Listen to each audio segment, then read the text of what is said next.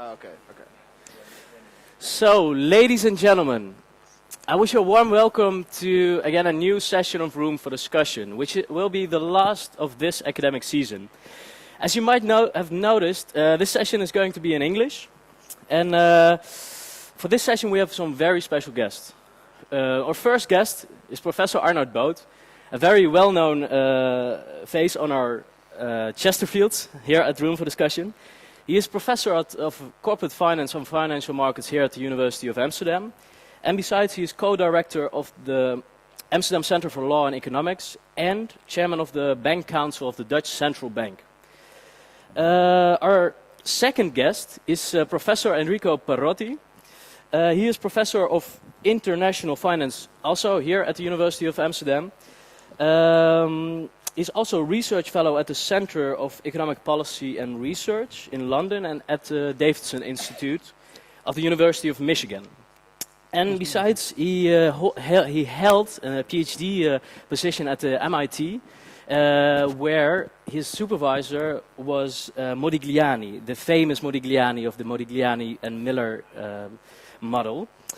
And he has also worked as a consultant at the World Bank and was a visiting scholar at the IMF for several years.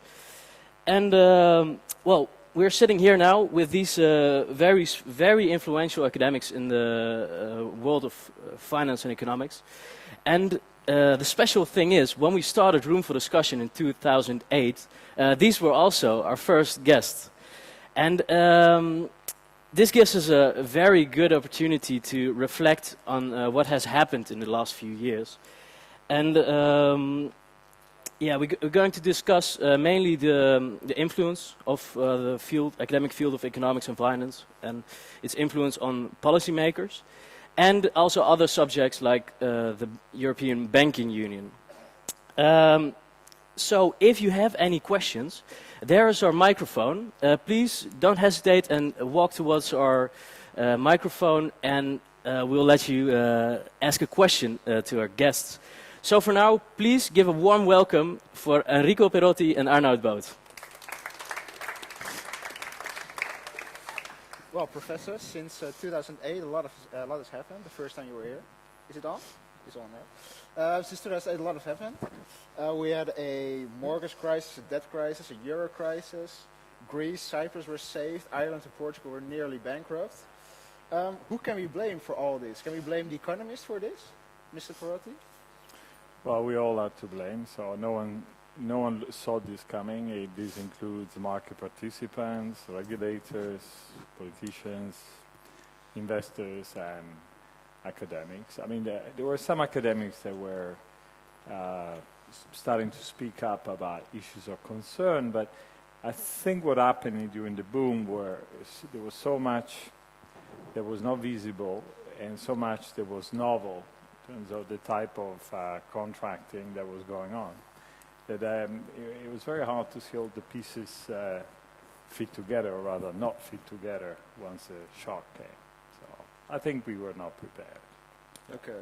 But what are currently the biggest problems, according to your field of study, with the financial world? What is really the biggest trouble right now? Biggest trouble is that during the boom and in general over the decades, we have built up a huge dependence on credit. That's true in the private sector as well as in the public sector. It's true. It's actually less true in the corporate sector, which has somewhat not levered as much, but the households have very much levered up. Government has levered up a lot. We've become very addicted to credit. Too much credit was given, and now we have to digest the fact that, some of this credit will not be paid back, and we have a huge transition to do, because we have to deal with the losses that we have not fully absorbed. We have to change our habits, and we have to generally regain and measure discipline on the lenders. And ultimately, the deeper thing is that we all have to regain a measure of limits to what, how much credit, how much debt do we want to build up. And Arnoud Boot, you're also very influential in the fact that you talk with a lot of people, mainly in the Netherlands, about policy, for example. But what are the main issues that you talk about? What are the main issues? First, let me say it's great to be here. I think the Financial Dagblad, this was when we opened it, the right picture, day after ABN AMRO Fortis failure. So it's great. It's a pity it's such a dreadful day. Because we are just a foreplay for, there will be the thesis prize, the major thesis prize will be handed over today. I was part of this jury, so hopefully several other people will come in, because we're just the warming up show for getting to the real thing. The financial crisis. First, we focus a little bit too much on the word financial. It's what we're really talking about is a major adjustments in the world economy, major adjustments. And these adjustments were basically twofold. One is changes in the power structure in the world, economic power structure in the world. This is the story of China coming up, the BRIC countries coming up, which leads to enormous imbalances between, say, the BRIC countries and the US, let's put it like that. And on the other hand, we had all this financial innovation and all these changes going on in the financial sector, where policymakers, after the dot-com bubble burst in 2001, they thought that the banking system was stable, because the banks were not hit a lot in 2001. The dot-com bubble burst was a major thing, but the banks were still standing. So people thought banking had become safe. And it had become safe because banks had become so good at getting rid of these risks from the balance sheet and selling them off in the financial market with credit default swaps, with all kinds of instruments, selling them off in the financial market. That was the policy lesson of 2001. At least that was the wrong lesson being drawn, because when we got to the financial crisis, we realized that all this selling off meant that nobody knew where the risks were. And these risks in the end were with critically important institutions. And that led to the unraveling of the financial sector. So the financial sector got a free hand because we thought it had become safe. It got literally free hand. We had these massive imbalances in the world. China coming up, monetary policy that had to respond, inflation that it didn't show up because China was producing at zero cost for the West. So inflation was not showing up. Asset price inflation was not being measured. So even on the inflation level, we thought things were fine. So Greenspan could pump in liquidity without the risk of inflation showing up. But these enormous imbalances were showing up in banks. Asset bubbles were being created, like the housing bubble in this country, like Spain. And so we ended up in a situation that was totally out of equilibrium. And what the precise trigger is when the whole thing starts to fall apart, that's to some extent a coincidence. It was now these subprime mortgages that were the direct trigger. It could have been something else. So that's what happened. So now the question is, and that's what to do about it. And obviously that's a very difficult question because the extreme changeability of the financial sector, the extreme pace possible in the financial sector, the way money is flowing, the difficulty of controlling financial institutions. They can double up on risk in one evening. So how do you control that? We just finished the report on the restructuring of the Dutch financial sector, the Committee Wijfels. The report comes out on Wednesday, which tries to give a blueprint what has to happen to the Dutch financial sector. But I can tell you, it's extremely difficult because nobody has an idea what the financial sector will move to. So you try to come up with all types of measures, more capital, because Enrico will be in favor as well. It cannot be that banks operate at 1.5% equity on the balance sheet. 1.5% equity on the balance sheet. ING was in 2008 still buying back shares to reduce it further, and they had 100% equity on the balance sheet. So you were really talking about a totally insane world. And policymakers were literally thinking 10 million bankers cannot be wrong. But we know they can be wrong. So we want to have more capital. We want to control the behavior of financial institutions. We want them to prevent them from getting in all types of trading activities and putting public infrastructure at risk. But is the Wijfels report going to be very effective? No, it's not going to be very effective. Because this committee, I'm part of it, the report has not come out yet, but I can tell you the committee at large is subject to the same problem, that there is no blueprint. Mm. And so the main question is, how do we gain control of the financial sector? Yeah. And Professor Perotti, how do you think this is has to come in place? Well, first of all, you don't need a PhD to answer the first question, and I think all economists agree, and Arnoud has already said it.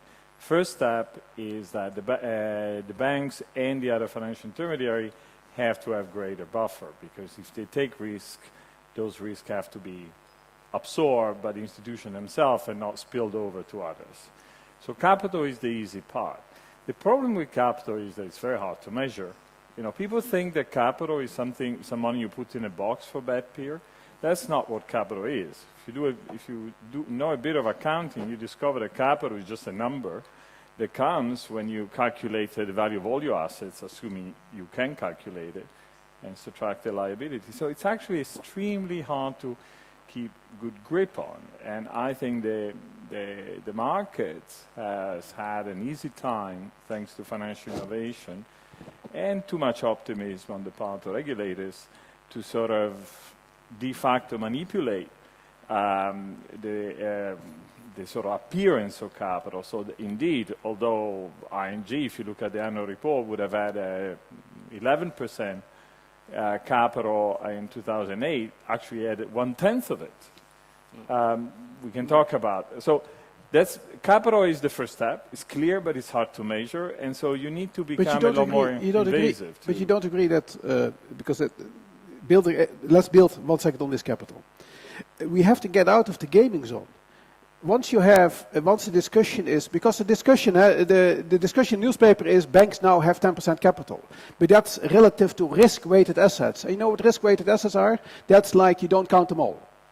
You are allowed to say, no, I have for 100 assets, but gee, they count for 30, because they are relatively safe.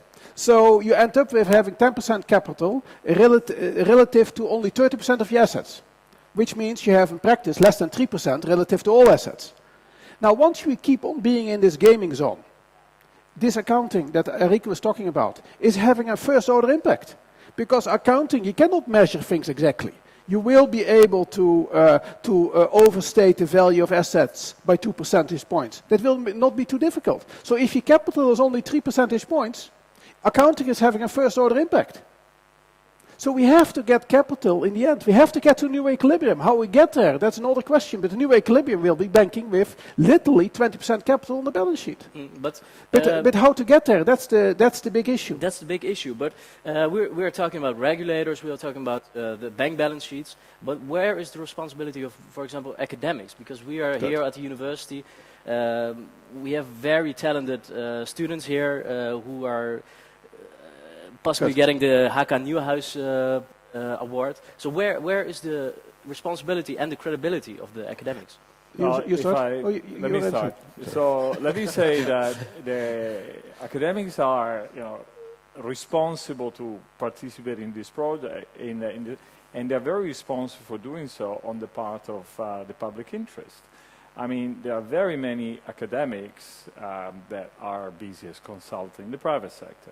I think Arnoud and I have been very involved on the public front.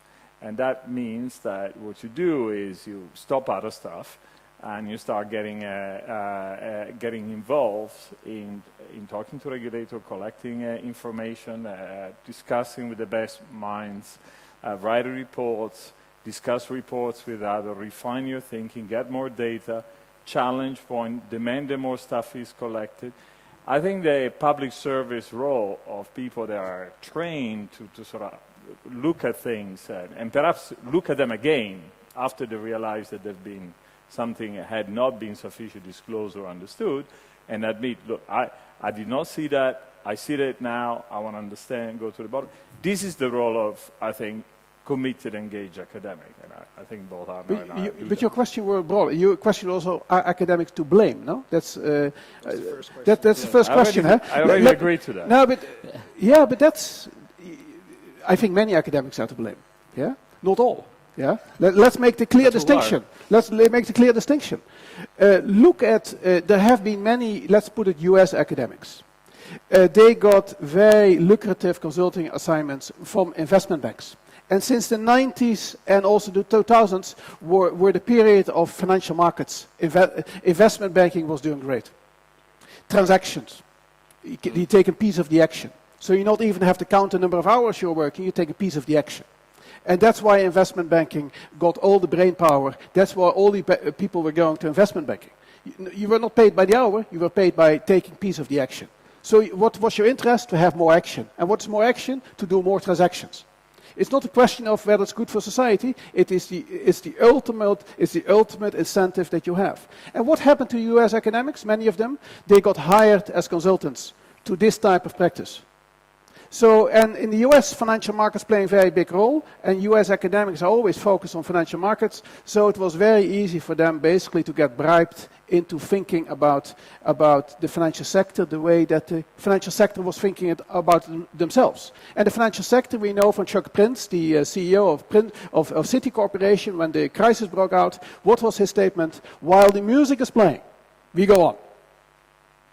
And that's what the academics did too. But now let's look at a few other academics. If you look at my own writing on the whole banking sector, or the whole issue of capital and banking, this whole crazy business that's going on in the financial sector, you can read it 15 years ago. You don't have to read what I write now afterward, you can read what I wrote 15 years ago. That this financial sector was going totally out of whack. And that you have to have real capital in the banking system, that you have to internalize risks. All these things we knew. So what is happening? It's happening that in good times, you can make this message 20 times, they will not listen in good times. In bad times, you can make the message 2,000 times, and they write it down 2,000 times. So in bad times, when things are too late, everybody listens. But then the thing already has happened. In good times, I have marvelous articles. Boot warns. 6 months later, the world has not disappeared. So Boot was wrong. So this is the type of interaction you get with the media. That has also this strange boom in the stock market, which was another thing leading up to the dot-com bubble. You see many academics, as well as investment bankers, rationalizing that Amazon.com has a value which assumes that the world is going to read 3 times more books, and they have 50% market share, and they are trying to rationalize it. You have academics even saying that we are in this new world, and they're rationalizing it, but you have people that say this is just bullshit. But as long as the stock exchange is going up, your message about this is bullshit is being held against you. Because 2 months later, the stock market has not crashed yet, so you're wrong. So as long as the idiots keep pushing up the market, you are proved wrong. So the academics were right all along? They knew? Some of them? Some. But nobody listened to them? In good times, nobody listens. Well, the music is playing, everybody earns money, and everybody is happy. The policymakers thought that 10 million bankers could not be wrong. So the policymakers were in the back of the banks. There was no distinction between those two groups. Mr. Perotti? So let me agree very much with this, and let me add something that we did not know enough. Yeah. So capital is first order, and it is the first thing to focus on. One way in which we did not understand how the system evolved, because no one even knew the facts, is how a second dimension of risk was being exploded. In the end, it all boils down, if you want, to capital. But capital is one way in which, at any point in time, you look at the balance sheet and you say how much is at risk. The dimension that has surpassed, the risk dimension that has surpassed all our expectation, is this issue liquidity risk. So think about this. A bank has, say, 3% capital if you take away all the gimmicks. The other 97% is debt. The composition of that debt matters a lot. And, so capital is the most important because it's the one that gives you the right incentive and the cushion. But the structure of the debt is actually extremely important. And the way in which the structure of the debt evolved during the boom was what made the shock so big. Well, first of all, what made the credit boom so large, and also the crash so rapid. Basically, there are 2 elements to that. The first is the build-up in very short-term debt. Not deposits, because those are relatively quiet, but sort of recycle surpluses that were channeled through the wholesale market and in various forms, through SIV construction, etc. When Lehman went down, Lehman had the bulk of his assets were basically mortgage-backed security, which can be anything between 10 and 30 years. Its funding its average funding was 2.5 days. Now, think how much of a stretch that is. And actually, 90% of it was overnight. They were rolling over, some credit with a duration of 15 years every 24 hours. Think how vulnerable the thing is. So so the short-term funding and the derivative, which have a similar immediate liquidity consequence, made the system extremely explosive. So not only there was a very thin base, but the wiring was such that as soon everything had been stretched to the point that as soon as something did not go well, people start running. It's not just that you have very little to absorb the losses, it's that you promise to a lot of people liquidity. They can take it out. And they did take it out. I mean, that's why central banks have put 10 trillion funding into the system, because a lot of money run, and to keep up the building of credit we built, you had to pump back some. This is something where there is going to be a lot of work going on forward, because that calls for different rules, yet more rules, because indeed the system evolved to bypass all kind of restriction limiting the scale of the game. Yeah. Now, in this liquidity, because it really requires a focus on the system at large, because basically financial institutions were fooling themselves. I was guaranteeing your liquidity and you were guaranteeing my liquidity. That's basically what the financial system did. So the within the financial system transactions, they exploded because the real sector was not doing that different, because Enrico started out rightfully that in the Netherlands, fortunately the real sector, meaning the corporations, didn't load up on credit. The consumers did, via the mortgages. The consumers did.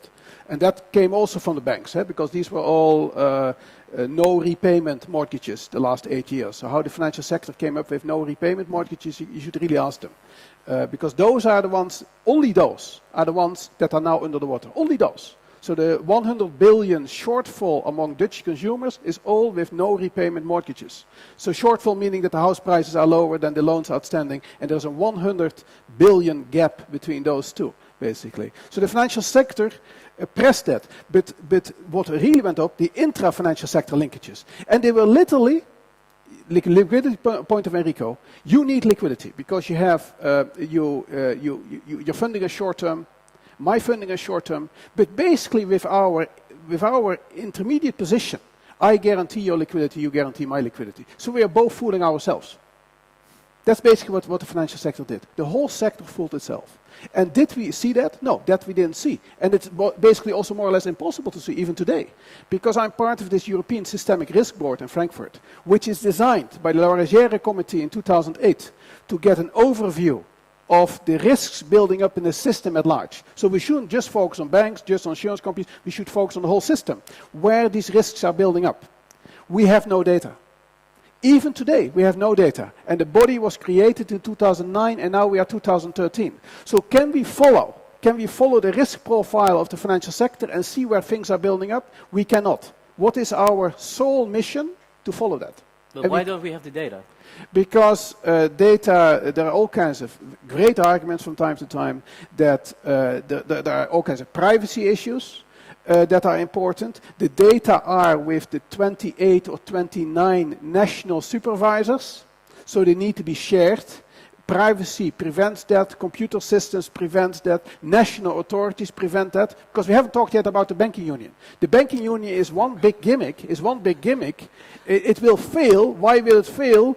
Because when there is a problem with a bank, the national authorities have every incentive to make sure that the information doesn't come out. So how can we all ever have the information? Yeah, we'll speak about the banking union shortly, but I just want to return to the academic field of finance before. I'm a student of business studies, and I decided to do business studies because I felt that in economics and in finance there was a lot of models were based on rationality and perfect rationality, that people know what they're doing and they know their outcomes.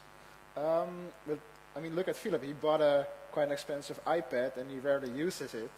That's not really rational. Has something changed in finance regarding rationality in the last 5 years since the outbreak of the crisis? That you thought some things that have happened are completely irrational? So let me start. Yeah. First of all, there were enough academics studying forms of behavior that are not entirely rational already for quite some time. But aside from the general growth of the recognition, the fact people do not fully understand financial decisions, there are two other problems on the rationality. You think that because people are rational, it means the markets are rational. Not true. Even if people are rational, there are at least two powerful reasons why the system overall does not work. The first is that the markets are, people acting on the market are not using their own money. They're using other people's money. And, at the level of leverage we're talking about, or the level of short-term morals we're talking about, it is rational to take a lot of risk with someone else's money. The worst that you can do is that, you lose your job, but you can have a great run. So first of all, and this is at the core of banking as a discipline, which is different from sort of the generic idea of economists that every economist say the markets are efficient and rational. In banking, we know that there are reasons why people may take too much risk. So that's one reason. And there is a second reason, and this is the one that we did not understand or did not understand how important it was, that very often when you make decisions, you don't realize that they have an effect system-wide. You are rationalizing, even if it's your money, in a sense, you take a decision that makes sense for yourself, but you don't see that some of the things you're doing create problem for others. That's an externality. I mean, the classic externality, of course, is, say, pollution. I make a lot of smoke, but, I don't breathe much of it. Most of it goes away anyway, so it's someone else's problem. Now, let's keep that analogy without getting into detail because it would get technical. But essentially, this is the other dimension that's why we have a new area in finance and macro, which is macroprudential policy. And the SRB is one of the places that is looking at that, but all central banks are very much look at that. The fact that you don't just look at individual banks, but you look at the system-wide, because even if individual banks were to do sort of sensible decision, which they don't because they have too much leverage, but even they don't take into account the fact that some of their decisions create risk for others, and then they pile up. And that's what we did not see. We had an extraordinary boom in credit and in new contracts, and this created all kind of compounding effect, which when they were tested proved disastrous.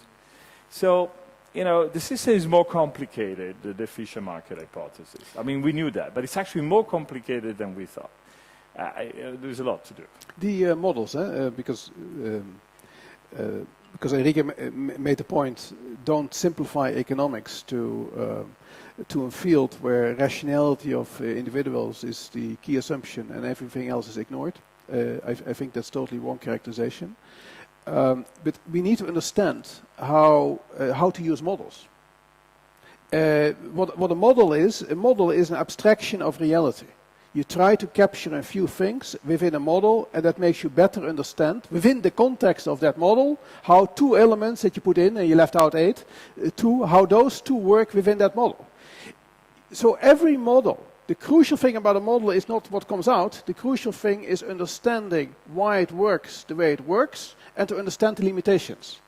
So a model is designed to understand reality better. It is designed to help in decision making, but it never gives the answer.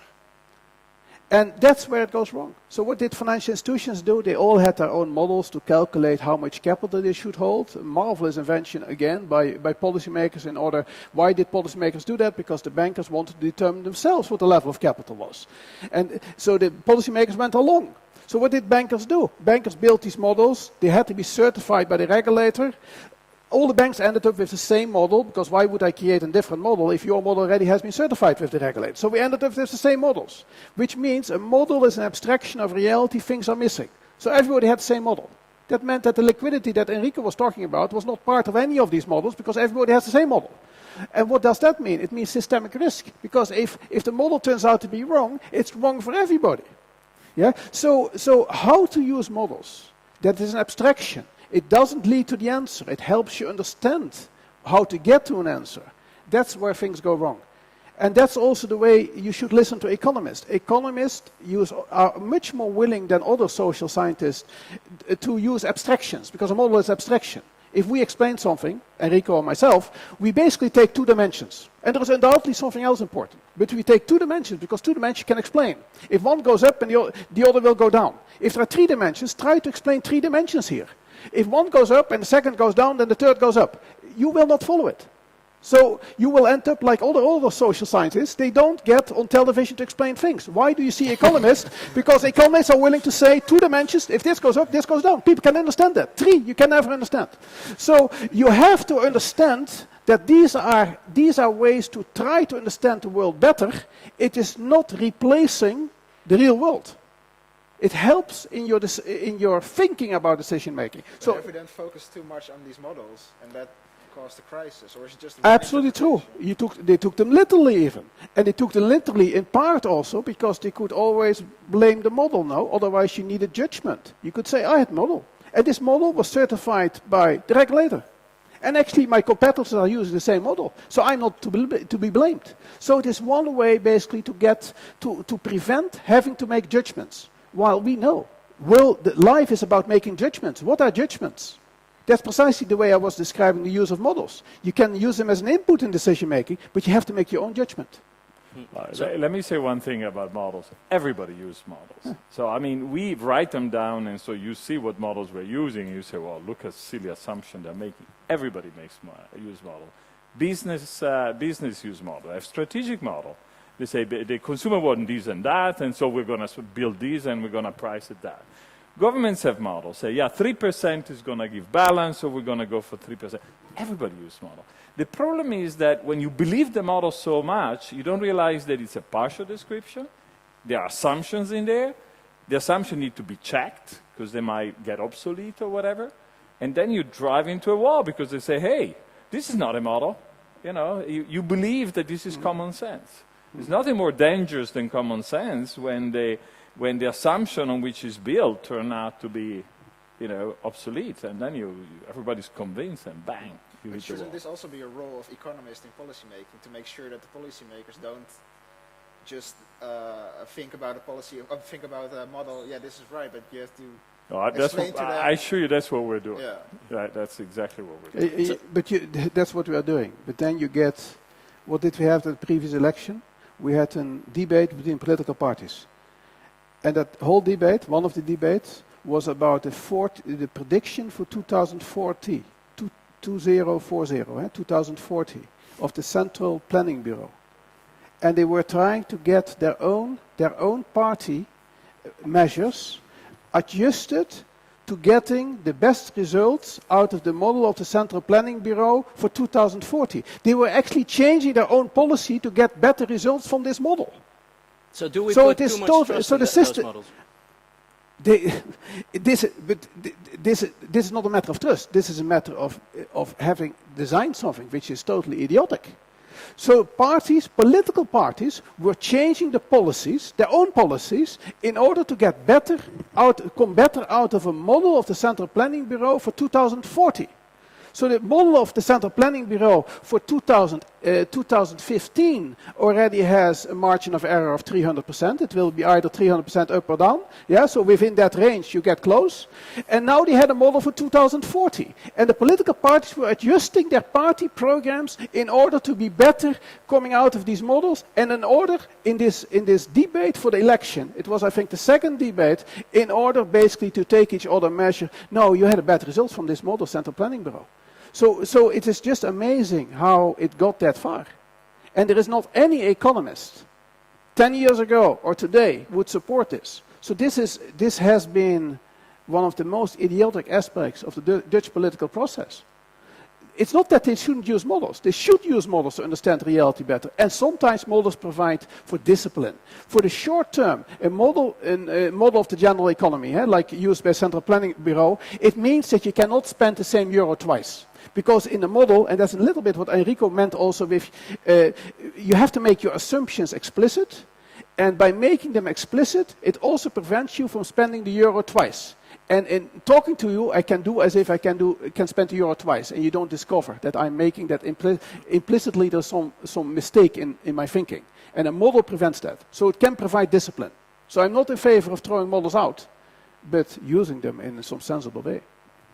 So speaking of rationality, let's take a look at the most rational institutions in our society, banks.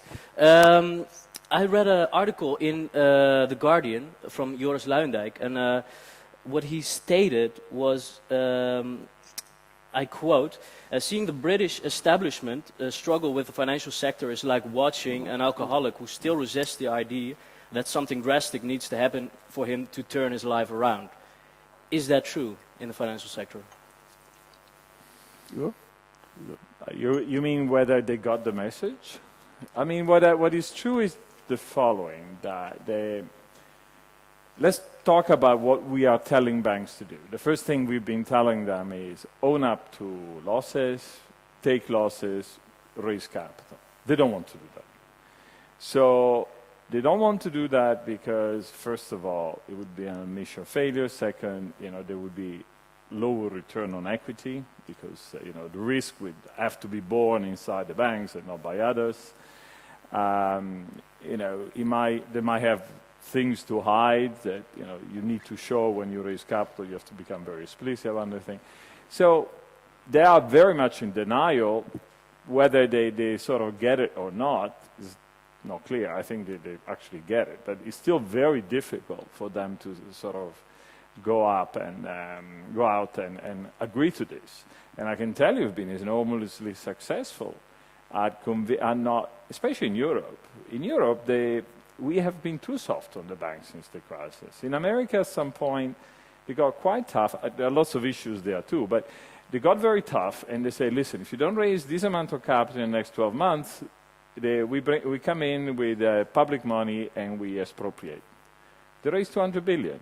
You know how much was raised in Europe with a comparable problem in this period? A tenth. So why is it so difficult? They act like, it's incredibly expensive, or it's impossible. So they don't get it in the sense they don't want to get it. That's part of it. That's the first step of what I would say. What would you add? No, you could. Let's be a little sympathetic to politicians as well. Huh? In the European context, let's take the euro area, 17 countries, and you have your own parliament. You need to be re-elected, and you have together to come with some joint policy, no? Because that's what this euro forces you to do, to come with the joint policy. It's more or less an impossible situation, no? So the meetings of the 17 leaders, whether it's the finance ministers or the prime ministers, they're not making any decisions, I can tell you. Either they have been made before by Germany and France, or they are being made by a few civil servants which are not at the table, but when they are meeting one night, they sit in a corner somewhere to write a press communique and whatever decisions they fill in. And the 17 at the table are not being able to get to decisions. Because we know they have their own parliament, they need to be re-elected, etc. So it's extremely difficult. So that's to some extent an excuse for the difficulty you have had in Europe to take action. Yeah, because that is also a nice bridge to the European Banking Union. Arnoud Boot, you just said that is very unrealistic. Well, Mario Draghi said this is a necessity. It is. Both are true. Unfortunately, both are true. Yeah, that's precisely the problem. If you want to keep the euro area the way it is, there are basically two things needed. Very roughly, in the long term, not short term. In long term, two things are needed. One is that we all start thinking like being Europeans. Are you European? I'm European, but I just don't see why we are moving all this money across Europe, and why we have to worry about whether France is keeping its banks up, or whether France is not wasting the money on agriculture, or who knows what. That's not my business. I'm not French. If I'm in the US, I don't feel like a foreigner. But if I cross the border with Belgium, I'm a foreigner. So one condition is that we become Europeans. I can tell you that's going to be a very long time. Because it also means that the European Parliament, whatever body we create, is what we feel like our democratic representation. I can tell you it will take who knows how many years. By that time, the euro area can have fallen apart 10 times. Yeah. So from that perspective, it's an extremely difficult question for the long term. You don't have that representation. Now, the banking union, if it was feasible, it would offer impartial way out. First, to have central control from Europe over banks, real control. Actually, most people would not be against, no? I don't think the Malieveld in The Hague. There will be many demonstrators that say, oh, listen, Europe is taking control over our banks. No, I don't think. I think they will, gee, the banks, we don't trust them anyway, they will think, so whatever, yeah? It cannot be worse than it is. I'm just putting it extreme. I put it extreme. It's not to bash the banks, it's just the general public feeling. They will not get to the Malieveld. So in that sense, the banking union, by having an objective central control of the banks and decoupling the banks from local governments, that the banks are no longer the ATM of local governments, would be a fabulous idea. Would be fabulous. Because now countries can actually fail. If the French banks are decoupled from the French government, if they are decoupled, then France can fail, like New York went bankrupt, or California went bankrupt, and nobody asked the question whether New York would leave the United States of America, or whether California would leave the United States of America. So if you can insulate the banking system from local governments, and in the end also local problems because you diversify across Europe, that would work. That could work. But now you have to ask the question, how realistic is all of this? How do we get this central control? And how can Frankfurt close down Crédit Agricole? How can Frankfurt close down Crédit Agricole and know in time what it has to do? The French are not giving the information when you need it. They give the information where you don't need it, but they don't give it when you need it. And what do you think about this, the European Banking Union? Well, so first of all, it is a necessity if we are going to keep up the euro construction. You know, in some sense, the cost of getting out of the euro are sufficiently large that whether it was a good idea or not is sort of not the matter. I think overall it is, and I think we benefit from the euro in Holland a lot more than we are aware, but that's besides the point. You know, there are costs that are now becoming evident. For that, you need that the banks are stable, because otherwise the euro collapses. For the banks to be stable, we need to decouple. You know, we need to have more discipline on the banks than what they've had, and one of the problems is that Spanish banks were regulated by a local regulator, which are subject to local political pressure. Same thing true is for Dutch banks, and we had our share of trouble there. The idea that you move to Frankfurt supervision and that there will be people from other countries in a committee supervising big banks actually is reassuring for most people. What is the problem? The problem is that it's not enough to have people with a bit more distance check the bank. Remains the fact that there will be resistance in getting information, but in the end the power is moving to Frankfurt. These people can go and kick the door and say, open and tell me what you're doing because I'm the one in charge. The problem is, suppose you kick the door, come in, you discover there is a problem, then what? You're going to say, close down, and say, well, and who's going to pay all these people outside, So in order to complete the job, that has to be clear that you can intervene, but you can only intervene if you can sort of, in a sense, back up your action, which means you have to have some resolution authority that say, okay, we come in, we have the power to come in, kick out some, even if you wipe out the shoulders and you fire the bankers, if you have losses, who's going to deal with the losses? We need a European institution to do that, because the national governments, might just sort of not act. So, but that means there is a political decision that everybody struggles with, which is, yes, we can set up a better system, but who's going to deal with the past losses? That's the problem. The problem is the past losses. Everybody agrees, yeah, banking union is fine, provided someone else pays the past losses. Well, that's not exactly easy, no? So we have to resolve it. So in the end, let me tell you a prediction which has a large margin of error. The banking union is a bit of a gamble because it's not clear. The key is that he has to maintain confidence and he has to impose discipline, but somehow we also have to digest the losses. Those will be in part socialized and in part will fall under the national government. The question is how much. This is 90% of the public debate in Europe behind closed doors is, who's paying what. And this is the unfinished part of the banking union. Could it collapse? Yeah, if there is not enough agreement on backing up the sort of new authority in Frankfurt with some clear authority that will close down bank and assign losses, so it's clear who pays, then the construction is partial.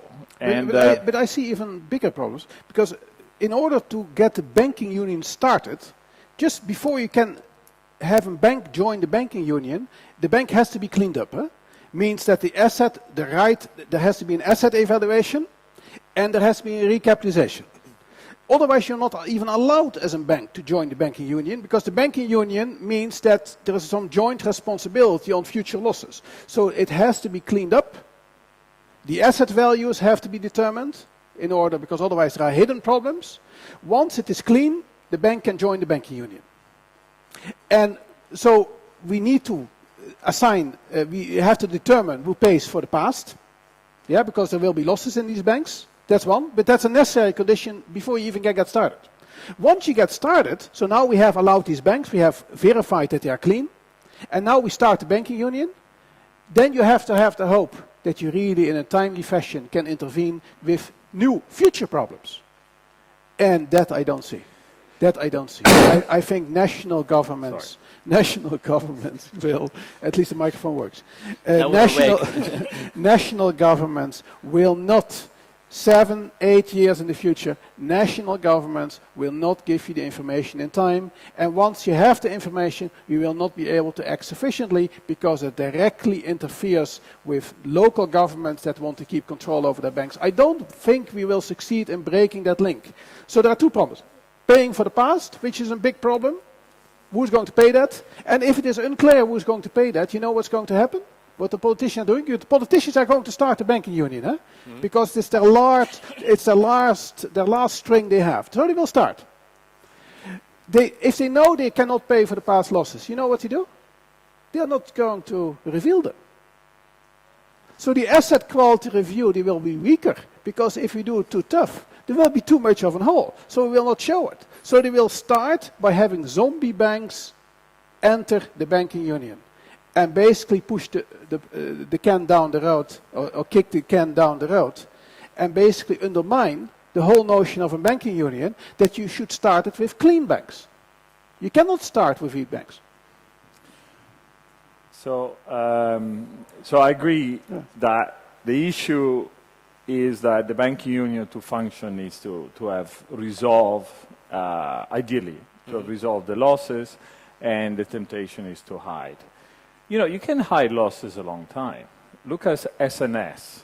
I mean, I knew 4 or 5 years ago the bank was non-viable. I knew it, and I, read the newspaper. You can banking is a confidence game. It's a very special thing. So as long as no one presses on the door, you can roll things. In Japan, they hid banking problem for years.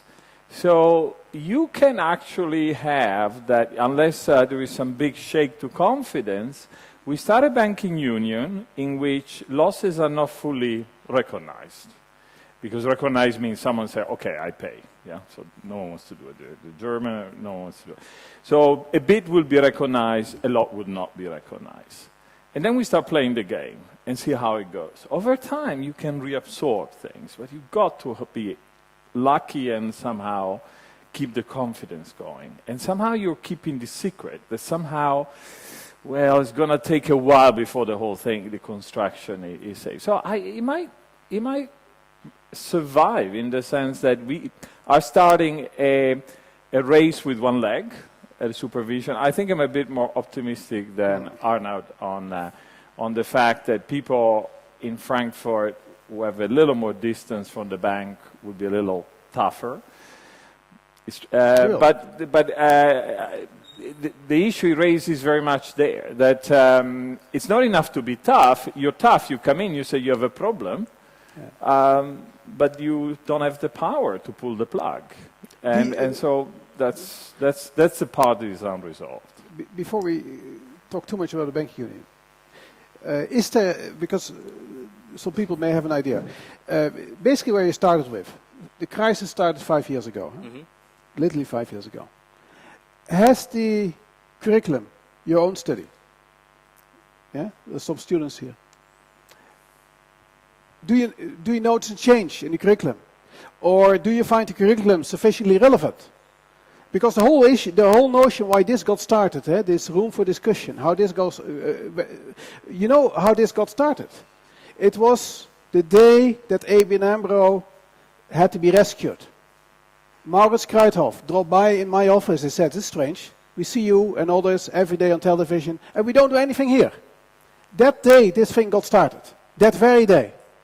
So is the curriculum, as we offer it, is that a reflection of, sufficient reflection of real life, the way it should be? Your students or other students? Well, I think not. But has something changed within the past? Something to your own curriculum? No, I have changed, but I'm curious to see. I'm curious to see, basically to hear. Before we're talking a lot. We have been talking all the time. There have to be people here that say, "Gee, it's kind of crazy what we're doing now," or we get all kinds of courses, and we are missing the most relevant thing. I cannot imagine that there's not somebody here who has that type of feeling.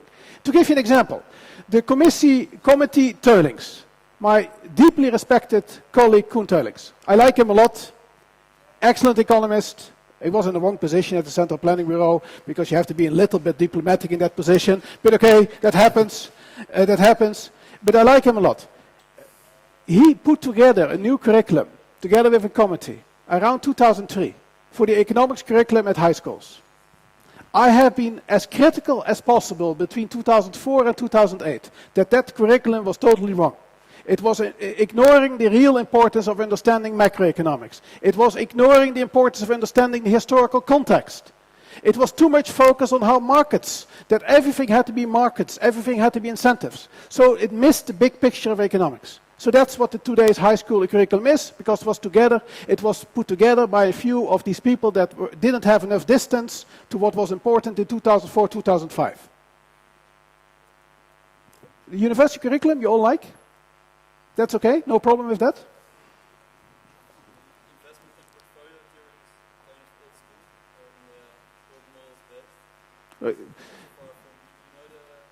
We have to take the microphone because otherwise somebody else. I hear you, but yeah. You know the course Investment and Portfolio Theory 1 and 2. Maybe that's a bit old-fashioned in a way that's just based on models and very far away from the reality. Do you agree, or? I wonder also what Enrico thinks about it. What I do agree is that the course investments and also the core books in investments. And actually, it's not our main area, but we introduced the course, by the way, because when we got to Amsterdam, the course didn't exist. So we introduced it. And we put Liang Zhu in charge of being the first teacher for that course. But the books on investments basically were ignoring all these things that we have been talking about. Liquidity was totally ignored in courses in investments because it was focusing on expected return, variances, covariances, how do you put portfolios together, and markets were basically assumed to exist. Yeah. Actually, in our own field, corporate finance banking, the key thing is asymmetric information frictions. Now, information frictions were largely missing from investments, because if there are information frictions, you cannot assume expected return variances and covariance as a given. So it was built on some type of ideal world, missing the link with macroeconomics and linking the link with real frictions that basically makes this useful machinery. It doesn't question the machinery enough. A little bit what we said about the way we use models. And do we need a such a paradigm shift for what we learn here at the university. Yes, we need a paradigm shift. I think we need very much that. See, part of the problem is that everybody teaches a course, unless you're at the frontier of what is happening, tends to take the received wisdom. And the received wisdom needs to change fast because, before there were doubts, now it's obvious that there are things missing. I think what you said about, about investment portfolio theory, it's very much a static framework. There is no recognition of market failures such as externality, liquidity, bailout. That part of finance, which is not our part, the asset pricing part, is struggling to come out of its maintained assumption. Fun enough, there are other parts of there are many parts of economics that are the same problem. Macro is another problem. In macro, until the crisis, and actually until now, I suspect, the conventional model is one in which the economy, markets function very well, and there are little shocks, and the shocks are all real, and the financial sector is not a problem because it's self-balancing. So actually, there is a lot of parallel between rational expectation and static modeling in investment and the way basic macro is taught. They are completely obsolete because they're too simplistic. And even in our field, which I think was the more prepared to describe risk creation and other things, we have come to realize that there is more we need to do. We need less static model. We need to highlight more. We already did, but highlight more question of liquidity. We need to incorporate financial innovation. I think there is a lot of scope for curriculum revision. Yes. So for next year, we're going to get a completely new finance curriculum. No, that's my course already changed. Okay. And actually, but I think I was part of this jury of the thesis prizes, and I don't want to take the words away from Roel Beetsma because we had excellent theses this year. It was amazing how the difficulty was to get to a winner. So maybe we should interview the winners after this. Okay. Well, If we have some time, then no, we will. we're coming to the end.